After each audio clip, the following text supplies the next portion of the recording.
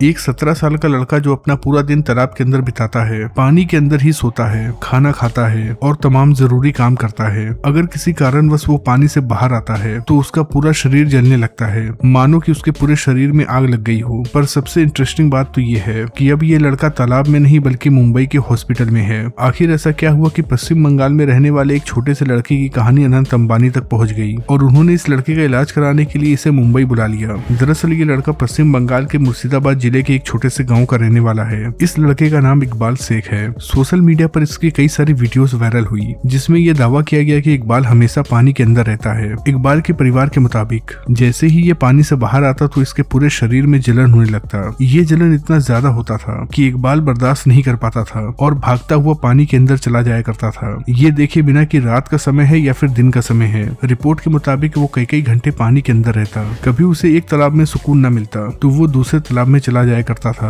इस वीडियो में आप देख सकते हैं कि कैसे इकबाल पानी के अंदर बैठा हुआ है और पानी में ही खाना खा रहा है और पानी पी रहा है। इकबाल के गांव के लोगों के लिए ये चीज नई नहीं है क्योंकि उन्होंने इकबाल को इस हाल में कई बार देखा है। लेकिन जब सोशल मीडिया पर उसकी वीडियोस वायरल हुई तो उसकी ये परेशानी हजारों लोगों के सामने आई, जिसके बाद कई सारे डॉक्टरों ने यह दावा किया कि वो इकबाल का इलाज फ्री में करना चाहते हैं। गाँव के कई सारे लोगों का तो ये भी मानना है कि इकबाल के ऊपर भूत प्रेत का साया है, लेकिन डॉक्टर्स ने इस दावे को गलत माना है। उन्होंने कहा है कि अगर इकबाल का सही से इलाज किया जाए तो हो सकता है कि इकबाल ठीक हो जाए। फिलहाल इकबाल को कौन सी बीमारी है ये बात सामने नहीं आई है। इस बारे में डॉक्टर्स अच्छे से जांच करने के बाद ही बता पाएंगे कि आखिर पानी से बाहर आने के बाद उसके शरीर में इतनी जलन क्यों होती है। इकबाल के परिवार वालों ने भी इकबाल का कई बार इलाज करवाया और वो उसे कई सारे हॉस्पिटल्स भी ले गए, लेकिन वहाँ पर डॉक्टर्स को समझ में ही नहीं आया कि आखिर इकबाल को क्या बीमारी है। ऊपर से इकबाल का परिवार भी आर्थिक रूप से कमजोर है। आर्थिक परेशानी के चलते वो लगातार इलाज नहीं करवा सकते थे। यानी कि एक तरफ इकबाल ऐसे हालत में था कि वो सामान्य जीवन नहीं जी पा रहा था